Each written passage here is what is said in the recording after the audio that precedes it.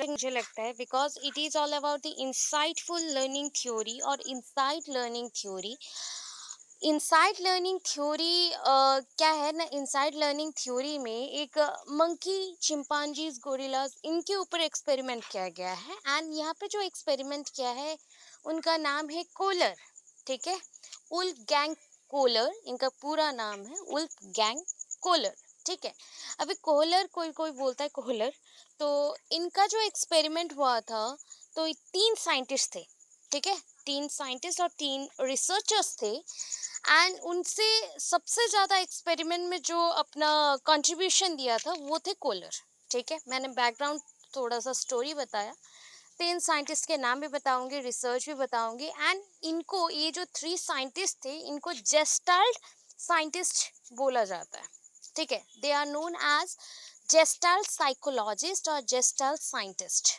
ठीक है, सो welcome to class. Good evening, everyone. And today's theory is about insightful learning theory. ठीक है, चलो। What is insightful learning theory? मैं कुछ आपको टास्क भी दूंगी समझाने के लिए। Insightful learning theory क्या होता है ना, जस्ट लाइक कभी कभी ऐसे पिक्चर्स में, मूवीज में देखा है कि कोई प्रॉब्लम है, उसके बेसिस पे आप आइडियाज गेन कर रहे हो एंड पटाख से आपको इमेज एक क्रिएट किया जाता है कि एक बल्ब जल रहा है। ठीक है, एक बल्ब जल रहा है, तो वो बल्ब जल गया मतलब आपके माइंड में आइडियाज आ गए। होता है, ऐसा आया है कि नहीं बताओ? प्रॉब्लम सॉल्व हो गया तो यहाँ बल्ब जल गया। ठीक है, वही चीज है insightful learning. Okay, insightful learning, that is all about the insight, our insight problems। कैसे आप एक चीज को सॉल्व करते हो, ऑल, टोटल, ओवरऑल, या फिर ऑल बोल सकते हो, टोटल बोल सकते हो, या ओवरऑल बोल सकते हो। एक प्रॉब्लम को सॉल्व करने के लिए उसको हर एक एंगल से देखना पड़ता है, हर एक एंगल से देखना पड़ता है। ठीक है, एक पर्सन सिर्फ एक एंगल से देखे तो प्रॉब्लम आधा सोल्यूशन मिलेगा, प्रॉब्लम का आधा सोल्यूशन मिलेगा, हाफ सोल्यूशंस होंगे कवर। बट अगर मैं प्रॉब्लम को होल टोटल वे से देखता हूँ तो क्या होगा?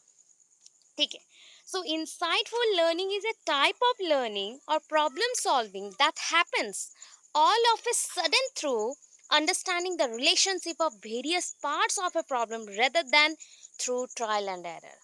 तो ये ट्रायल एंड एरर नहीं है, एक प्रॉब्लम को टोटल समझना है कि कैसे करके इसका मैं सॉल्यूशंस दूं। इसको मुझे ट्राई नहीं करना है, मैं बार बार ट्राई करता जाऊं एंड एरर आता जाए, फिर ट्राई करूं फिर एरर आता जाए। उससे पहले मैं सोचूंगा, चीज को थोड़ा सा मैं सोचूंगा कि क्या है उसमें। ठीक है, प्रॉब्लम्स को ऑल वे से देख के उसका सॉल्यूशंस देना है, उसको सॉल्यूशन देना है।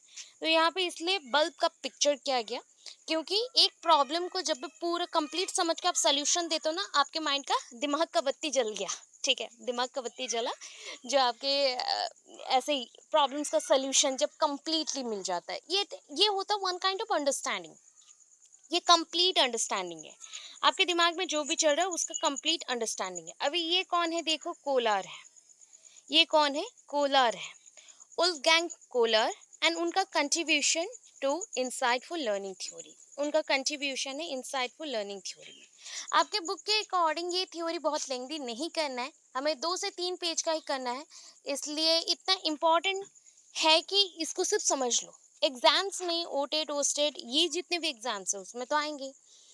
ये थ्योरी बताता है इंसान को दिल, मतलब आप बोलोगे ना सिर्फ एक वे से सोच, दिल से सोच लो, दिमाग से नहीं सोचता। दिमाग से सोच लो, दिल से मत सोचो, ऐसा नहीं है। आपको तीनों वे से सोचना है, मतलब कॉग्निटिव, साइकोमोटर, इफेक्टिव, सारे वे से सोचना है। ठीक है, इफेक्टिव, सारे वे से सोचना है, ये 3 डोमेन्स को लेके ही सोचना है। Wolfgang Kohler was a psychologist who conducted experiments in which insightful learning was observed in behavior, animal behaviour. Animal behaviour क्या होता है, इंसान का जैसे बिहेवियर्स होता है ना, वैसे एनिमल्स के भी बिहेवियर होता है।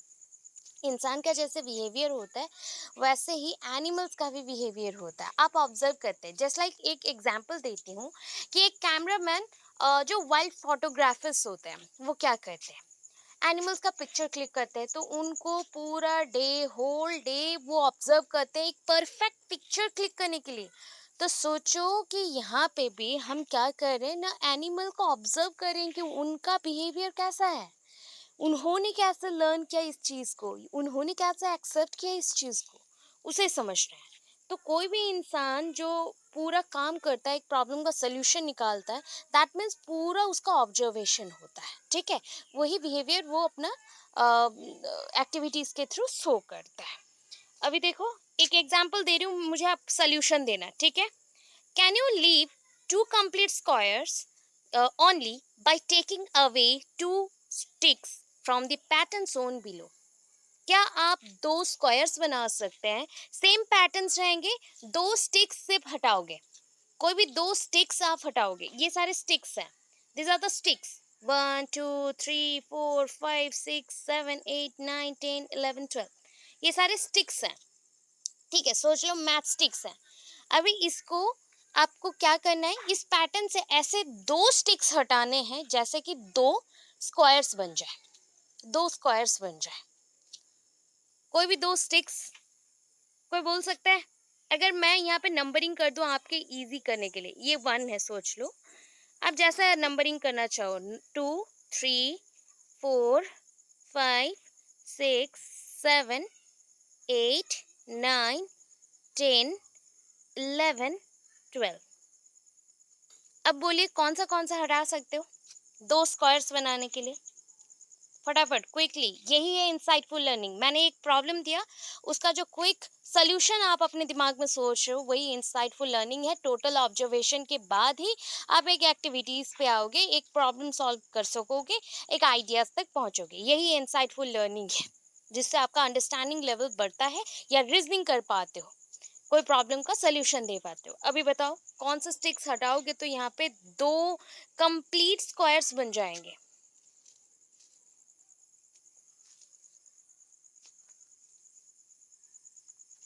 एनीवन, एनीवन, कोई आइडिया? बहुत सारे ऑप्शंस हैं।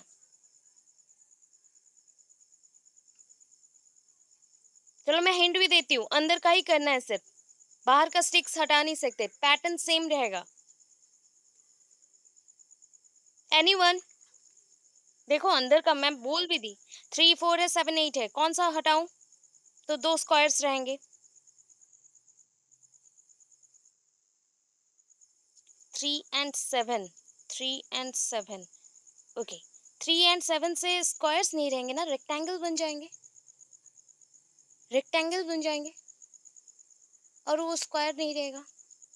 स्क्वायर्स, स्क्वायर स्क्वायर, स्क्वायर में सोचिए, पास पास हो आप, थोड़ा सा और,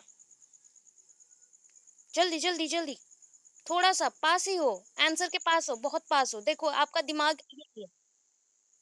5 and 11, 5 and 11, okay. 5 and 11, 5 and 11, मैंने बोला पैटर्न चेंज नहीं करना है, ये कंप्लीट जो आउटर पैटर्न है सेम रहेगा, ओनली आपको इनर स्टिक्स के अंदर हटाने हैं। 3 4 7 8, ये चार स्टिक्स के अंदर दो स्टिक्स हटाने हैं जिससे दो स्क्वायर्स रह जाए। मैं कुछ हिंट दूं, 4 and 8 बीच में स्क्वायर्स ही रह जाएंगे। देखो मैं हिंट दे दी,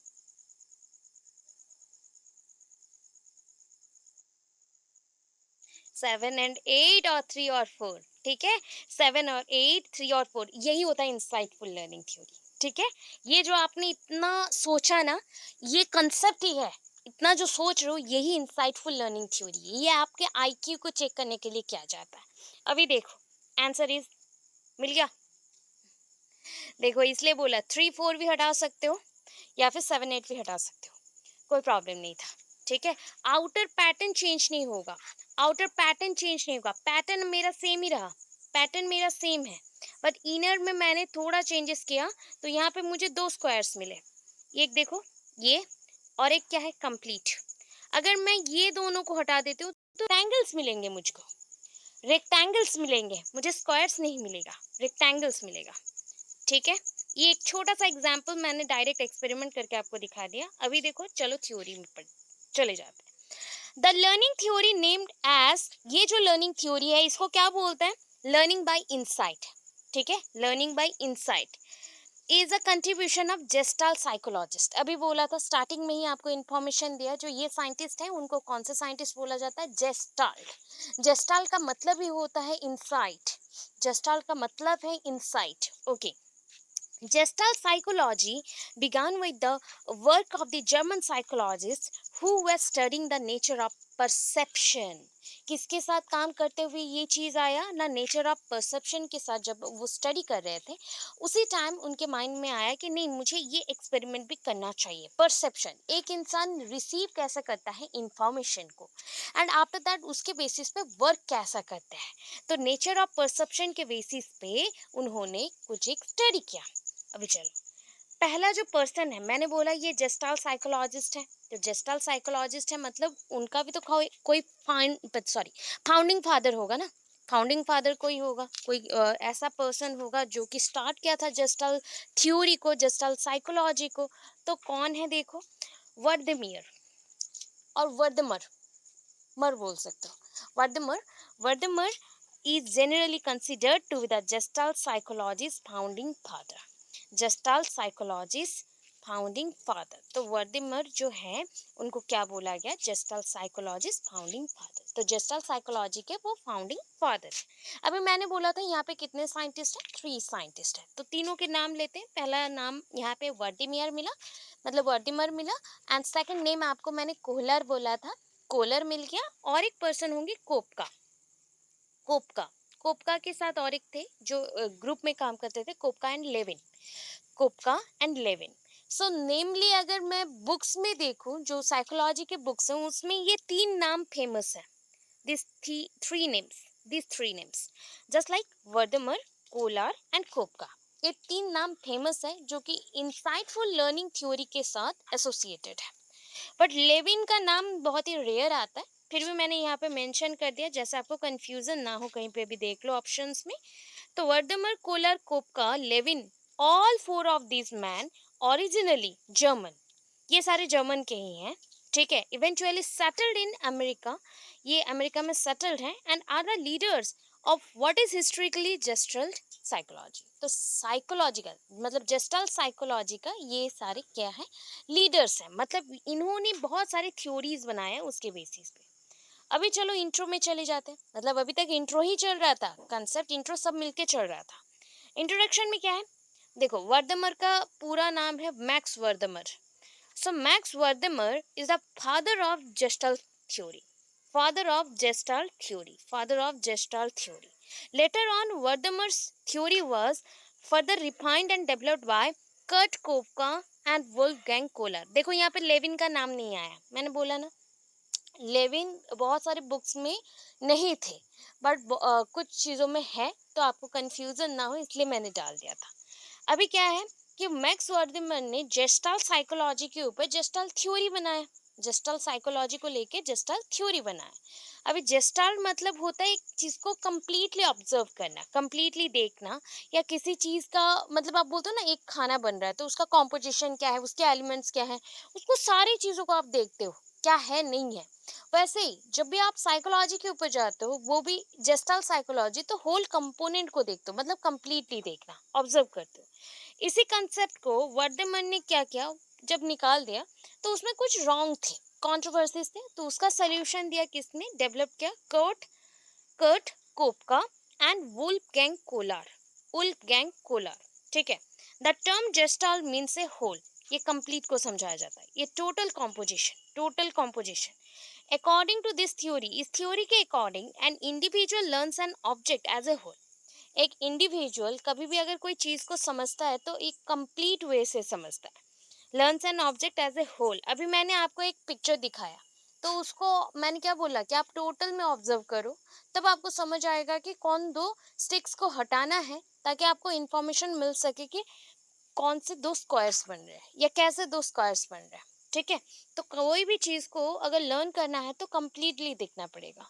एक ऑब्जेक्ट को आप लर्न कर रहे हो तो कंप्लीटली देखो, एक सिंगल एंटिटी के तौर पे देखो। अगर मुझे आप ऑब्जर्व कर रहे हो तो मुझे आप ऊपर से नीचे तक ऑब्जर्व करोगे, मेरे अंदर क्या क्वालिटीज हैं, मैं कैसे कपड़े पहनती हूँ, मेरा बिहेवियर कैसा है, मेरा एक्सप्रेशंस कैसे, सब कुछ A to Z देखोगे।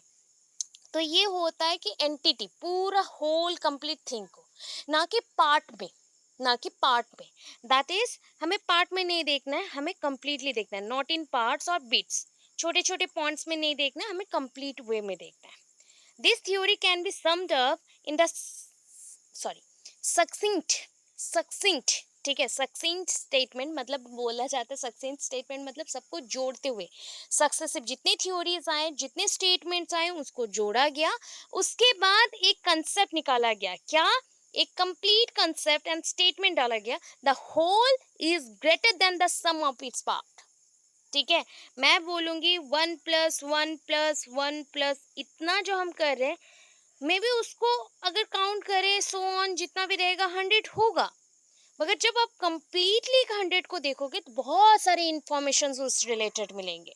तो होल ऑलवेज ग्रेटर होता है, मतलब होल का जो कंसेप्ट है कंप्लीटली देखने का, वो ऑलवेज ग्रेटर होता है सम ऑफ इट्स पार्ट, छोटे छोटे पोर्शंस को काउंट करते हुए, एडिशन करते हुए, उससे बड़ा होता है कंप्लीटली देखना। अभी मैं थ्योरी को आपको पिक्चर्स के अकॉर्डिंग दिखा रही हूँ। ठीक है, क्या बोला था, मंकी का नाम बताओ। अभी नहीं बोला, कल बोला था क्लास में। क्या है मंकी का नाम? सुल्तान। के सुल्तान। ठीक है, तो सुल्तान है मंकी का नाम। एक एक्सपेरिमेंट किया गया जो कि एक ट्रेंड मंकी था। ठीक है, ट्रेंड मंकी था सुल्तान। एंड इस एक्सपेरिमेंट को 3 वे से देखा गया, मतलब 3 पार्ट्स में डिवाइड किया गया। बोल सकते हो कि part 1 experiment, part 2 experiment, part 3 experiment. Part 1 experiment कौन सा है, देखो पार्ट 1 एक्सपेरिमेंट आप जान पा रहे होंगे, यहाँ पे 3 एक्सपेरिमेंट्स होने वाले हैं, बट यहाँ पे 2 ही पिक्चर्स हैं। ये एक है पहला, एक दूसरा, एंड तीसरा मैं नेक्स्ट पेज में दी हूँ, ये तीसरा, थर्ड वन। अभी देखो, एक मंकी को मैंने क्या किया, एक केज में रख दिया, बंदर को एक केज में रखा गया है, एक रूम और केज में। एंड वो ना रूम या केज, उसका हाइट बहुत ज्यादा है, हाइटेड वाला रूम है। उसके एक कॉर्नर में मैंने क्या रखा, बनाना रख दिया, उसका फेवरेट है खाना। ओके, वो उसके लिए स्टिमुली का काम करेगा। अभी मंकी को जंप करना है, बट उसका हाइट ना इतना ज्यादा नहीं है कि वो बनाना को तोड़ के लेके आए। सो बनाना को तो तोड़ना ही है जैसे भी। तो रूम में ना मैंने कितने बॉक्सेस रखे हैं, 3 बॉक्सेस रखे हैं। सो उसने क्या किया, एक ट्रायल लिया कि एक बॉक्स को रख दिया, उससे जंप किया, वो सोचा हाथ पहुंच जाएगा, नहीं हुआ। फिर 2 बॉक्स रखा, फिर भी नहीं हुआ। तो थर्ड बॉक्स को रख के जैसे ही वो जंप करता है, देन उसके पास बनाना मिल गया, उसके हाथों के पास। ये फर्स्ट एक्सपेरिमेंट था। सेकंड एक्सपेरिमेंट क्या हुआ ना, अभी हमने क्या किया ना, 2 बॉक्स रख के बनाना तक हाथ तो नहीं पहुंचा, सेम चीज है। बट यहाँ पे अभी मैंने क्या किया ना, 2 बॉक्स रखा और एक साइड में एक मैंने क्या रखा, बम्बू स्टिक रखा। ठीक है, बम्बू स्टिक रखा। सेम कंडीशन, एक रूम है और केज है, उसके एक कोने में बनाना है, एंड मंकी जंप करेगा, मंकी जंप करेगा। ठीक है, अभी 2 बॉक्स रख के जंप कर रहा है, हाइट तो नहीं पहुंचा, और थोड़ा हाइटेड में रख दिया गया है बनाना। तो उसने अभी नेक्स्टली क्या किया कि बम्बू स्टिक पड़ा हुआ था, बम्बू स्टिक को लिया, एंड फटाक से वो जैसे ही हाथ को ऊपर करता है, देखो मिल गया बनाना। ठीक है, नेक्स्ट एक्सपेरिमेंट में क्या हुआ ना, अभी बॉक्सेस नहीं है, ये रियल पिक्चर है, जो एक्सपेरिमेंट हुआ था ना उसका रियल पिक्चर है, ढूंढ ढूंढ के डाला है हमने। अभी इस एक्सपेरिमेंट में क्या किया गया, ये कॉम्प्लेक्स एक्सपेरिमेंट है, सबसे डिफिकल्ट एक्सपेरिमेंट। यहाँ पे इंसान जैसे दिमाग लगाते हैं ना, मंकी का भी हम सोच देख रहे हैं कि वो कैसे सम अप कर रहा है सारी चीजों को। सेम कंडीशन अगेन, एक मैंने केज और बॉक्स जैसा कुछ रखा है, बॉक्स मतलब सॉरी एक रूम जैसा कुछ है, एंड एक कॉर्नर में बहुत ही हाइटेड एरिया में मैंने क्या रखा, बनाना रखा। यहाँ पे अभी रूम में कोई भी मैंने बॉक्सेस नहीं दिए हैं, एज ए जो हम बोलते हैं ना प्रॉप यूज करना रहता है, तो उसको मैंने नहीं रखा। अभी मैंने 2 बम्बू स्टिक्स रखा है। मंकी पहला एक बम्बू स्टिक से ट्राई करेगा, नहीं हुआ, तो अब क्या करेगा बताओ, पिक्चर्स के अकॉर्डिंग बताओ। एक छोटा है, एक बड़ा है bamboo sticks, and bamboo sticks hollow होते हैं, होलो होते हैं, है ना। एक बम्बू के अंदर, हाँ होल के अंदर, और एक बम्बू स्टिक को डाल देगा, एंड फटाक से वो ले लेगा। तो यही एक्सपेरिमेंट है, ये 3 एक्सपेरिमेंट्स है, इसका इतना ही पोर्शन है। अभी चलो एक्सपेरिमेंट को पढ़ते हैं। ठीक है, in one experiment, Kohler put a chimpanzee देखो, मंकी चिंपांजी बहुत सारे एक्सपेरिमेंट हुए थे। कुछ बुक्स में ना मंकी लिखा गया है, मंकी सुल्तान, कुछ बुक में चिंपांजी लिखा गया है। तो आप जो भी याद रखना चाहते हो, याद रखना इतना, मंकी चिंपांजी दोनों में एक्सपेरिमेंट हुआ था। तो यहाँ पे आपको मैंने जो नोट्स दिया है उसमें चिंपांजी मैंने मेंशन किया है, आपके बुक में भी may be chimpanzee he mentioned है। बट कुछ और भी साइकोलॉजी की बुक्स में मंकी भी मेंशन है, तो उसमें कंफ्यूज होने का नहीं है। वहाँ पे आपको एक ही ऑप्शन मिलेंगे या फिर दोनों ही एक साथ मिलेंगे, तो उसमें कोई टेंशन नहीं है। ठीक है। So in one experiment Kohler put a chimpanzee Sultan inside a cage and banana was hung from the roof of the cage. ठीक है, from the roof of the cage a box was placed inside the cage and the chimpanzee tried to reach the banana by jumping but couldn't succeed. Suddenly he got an idea and used the stick as a jumping platform by placing it just below the hanging banana. ठीक है। In other experiment Kohler made this problem more difficult, और ज्यादा difficult कर दिया।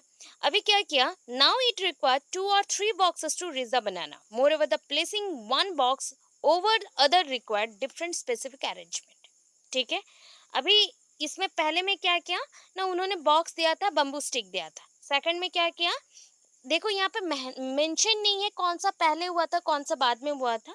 Pictures के according ये पहले हुआ था, इसके बाद ये हुआ था, कोई भी सीक्वेंस में लिखो चलेगा, 3 एक्सपेरिमेंट्स है, चलेगा।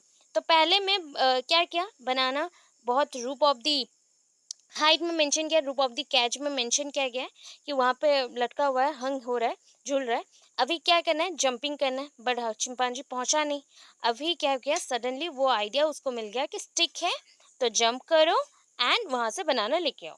बट अदर एक्सपेरिमेंट में क्या किया गया ना, बॉक्सेस प्लेस किए गए ताकि cage.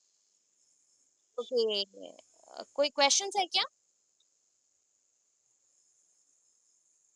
Otherwise mute up your microphone please. देखो इको हो रहा है।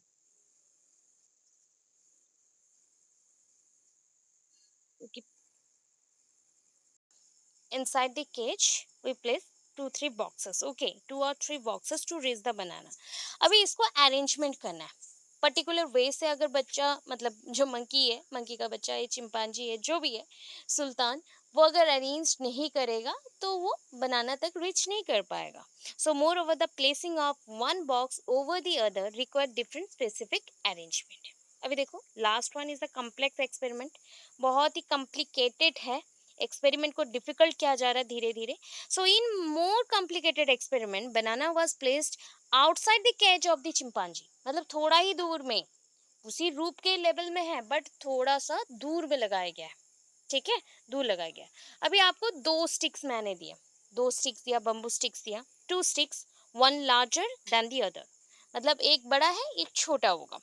Where placed inside the cage, cage के अंदर रखा गया। वन वाज होलो, एक होलो है, मैंने बोला था ना बम्बू स्टिक होलो होते, बड़े वाले होलो ही हैं। एट वन एंड, एक एंड में होलो भी है, so that the other stick could be thrust into it from a longer stick.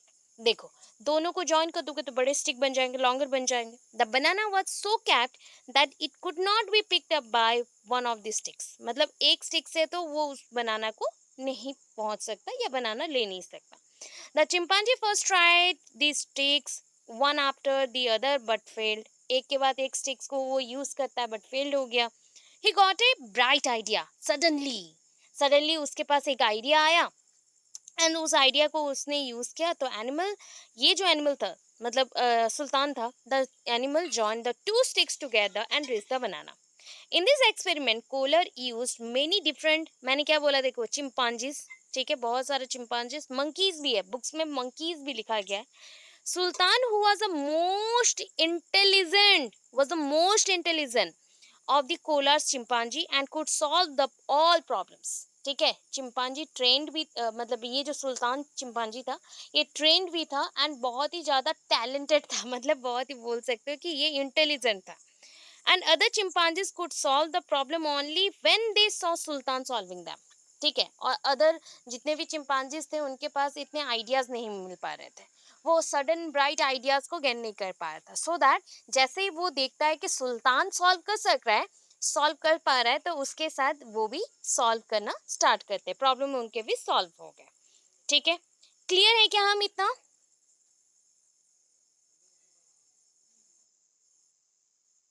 Okay, अभी देखो यहाँ पे। Okay, good good good. अभी देखो एजुकेशनल इम्प्लीकेशन, हर एक चीज का क्या होता है ना, इस थ्योरी को क्यों बनाया गया, क्योंकि हमने लर्निंग टीचिंग में पढ़ा है ना, दैट मीन्स ये एजुकेशन में कुछ तो इम्प्लाई होगा, कुछ तो एक पॉइंट्स होंगे इसके।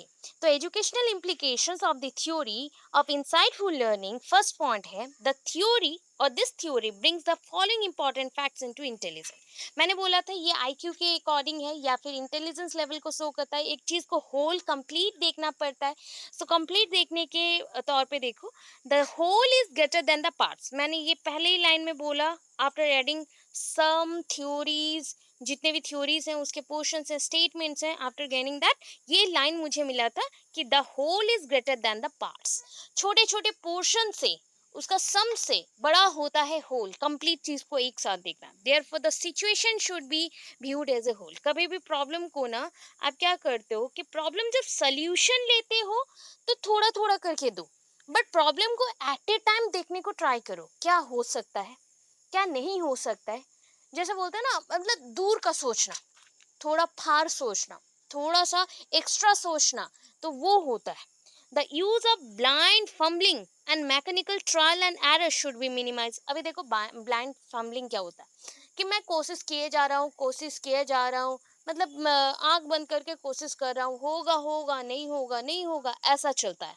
ट्रायल एंड ये एरर थ्योरी में क्या है, पहले ही हमने कुछ ट्रेन नहीं किया, कुछ नहीं किया, डायरेक्टली उसको एक सिचुएशन में डाल दिया, तो उसको क्या लगेगा कि ये तो सिचुएशन नया है एंड वो सॉल्व नहीं कर पा रहा, तो ये डिफिकल्ट हो जाता है, इसलिए वो मैक्सिमम ट्रायल्स करता है एंड इसमें उसको प्रॉब्लम भी फेस करना पड़ता था। बट यहाँ पे बोल रहा है कि ये सारे चीजों को हम मिनिमाइज कर सकते हैं। The learner should try to see relevant relationships and act intelligently. कोई चीज को वो इंटेलिजेंटली सोच सकता है, जितने भी रिलेशनशिप है एक प्रॉब्लम में सबको एट ए टाइम सोच सकता है एंड उसके ऊपर वो इंटेलिजेंटली एक्ट कर सकता है। द पर्पस और motive plays the central role in the learning process, मतलब इस पूरे एक्सपेरिमेंट में जो आपका पर्पस है या फिर मतलब पर्पस और मोटिव जो है यही आपका सेंट्रल रोल है, मतलब ये वन काइंड ऑफ आपके लिए एक एम है या गोल है। ठीक है, अभी देखो इसी के ऊपर, इसी थ्योरी के ऊपर बेस्ड करके कुछ पॉइंट्स के ऊपर हमें अटेंशन देना है, दो पॉइंट्स हैं और ज़्यादा नहीं, यहाँ पे एंड हो जाएगा। सब्जेक्ट मैटर, जो सबसे इंपॉर्टेंट चीज होता है कि लर्निंग मटेरियल, सब्जेक्ट मैटर। ठीक है, subject matter should be presented in gestalt form while the teaching the topic part of a flowering, देखो कौन से टॉपिक्स में बोल रहे, parts of a flowering plant or flower, it should not be started by presenting the different parts. Initially the plant or flower as a whole should be presented before them and later on the parts should be emphasized। मतलब देखो, मैं जब भी आपको कोई theory पढ़ाना start करती हूँ तो मैं थ्योरी का एक बेस आइडिया देती हूँ आपको कि ये बेस आइडिया है, इस बेस आइडिया को लो। आफ्टर गेटिंग दैट इंफॉर्मेशन आपको क्या होगा, बहुत ही इजी होता है कि मैं अगर छोटे छोटे पार्ट्स में समझाऊं तो आप कैप्चर कर लेते हो। यही चीज़ है, जब भी हम एक बच्चों को स्कूल्स में पढ़ाते हैं ना, आपको ये चीज़ भी पूछा जाएगा कि आप एक फ्लावर के बारे में पढ़ा रहे हो, तो क्या आप फ्लावर के sepals, petals, green area, colouring pigments area ऐसे बोलोगे क्या? नहीं, पहले एक चीज को कंप्लीटली दिखाओगे, उसके बाद उसके पार्ट में जाओगे। तो होल टू पार्ट होता है, होल टू पार्ट होता है। ठीक है, होल टू पार्ट में जाते हैं, तो कंप्लीट एक साथ देखना है, होल टू पार्ट। यहाँ पे इसलिए बोला गया, जब भी एक टॉपिक को पढ़ा रहे हो, जैसे कि टॉपिक का नाम है parts of a flowering plant और flower, it should not be started by presenting the different parts. सिर्फ डिफरेंट पार्ट्स को दिखाते हुए हम प्रेजेंट नहीं करेंगे। इनिशियली द प्लांट और फ्लावर एज ए होल हम कंप्लीटली दिखाएंगे, उसके बाद उसके पार्ट में हम ज़्यादा फोकस करेंगे। पहले कंप्लीट दिखाओगे फिर फोकस करोगे। अभी देखो, the greater contribution of this insightful learning theory is that it has made learning and intelligent task. Learning को इन्होंने बोला एक इंटेलिजेंट टास्क है, आप जो पढ़ाई कर रहे हो ना, एक टास्क है। आप जितना पढ़ोगे आपका ब्रेन का उतना ही कल्चर हो रहा है। कोई भी चीज को ज्यादा आप नरिश करते हो, खाना देते हो, तो उसका ग्रोथ होता है, ऑब्वियस होता है। वैसे लर्निंग को भी कुछ टास्क चाहिए एवरीडे, उस टास्क को जितना आप कंप्लीट करोगे उतना ही आप इम्प्रूव करेंगे। ठीक है, सो मेंटल एबिलिटीज बढ़ेगा इंस्टेड ऑफ ब्लाइंड फम्बलिंग। कोई चीज को आप बोलते हो ना, हाँ, ऐसा हो सकता है, वैसा हो सकता है। वैसे सोचना नहीं है, आपने वो टास्क किया हुआ है, आप डायरेक्ट आंसर दे सकते हो। ब्लाइंडली किसी चीज़ के ऊपर आप बिलीव नहीं करोगे या ब्लाइंडली ऑटोमेटिक कुछ रिस्पॉन्सेज़ नहीं दोगे। कोई एक स्पेसिफिक स्टिमुली के ऊपर ही आपके रिस्पॉन्सेज़ ऑटोमेटिकली आएँगे, ठीक है? ऐसे ही रिस्पॉन्स आप निकाल नहीं दोगे। इतना ही चीज़ समझा है क्या? ठीक है? क्लियर?